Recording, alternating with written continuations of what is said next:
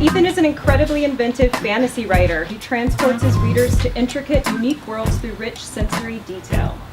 He has a knack for finding the emotion and humanity within fantastical, often extraterrestrial characters. His zeal for writing is palpable in his prose, and he's an incredibly encouraging, supportive presence in workshop. Welcome to the stage, Ethan.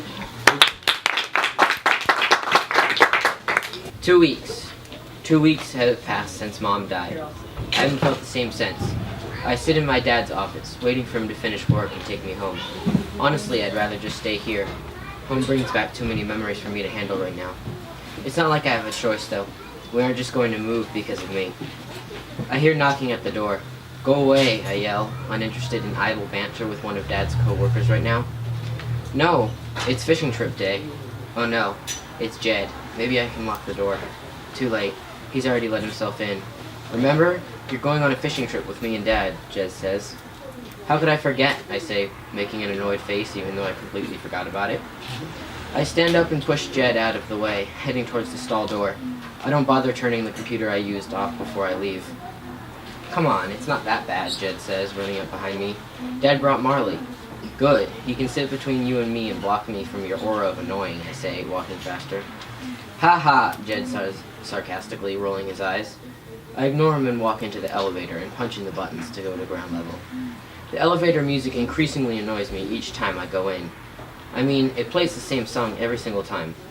Jed hums along despite all I thought possible, he made the song even more irritating. At last, the elevator stops at the ground floor level. I let out a sigh as I step out. Jed pushes me aside as he rushes out to his dad's car. Hey, I call running after him. Once we reach the car, I punch Jed in the shoulder. Are you kids ready for a super fun fishing trip? His dad asked cheerily through the window of the car. No, I'm not ready for a super fun fishing trip with anyone, let alone him and Jed. Yeah, I say half-heartedly.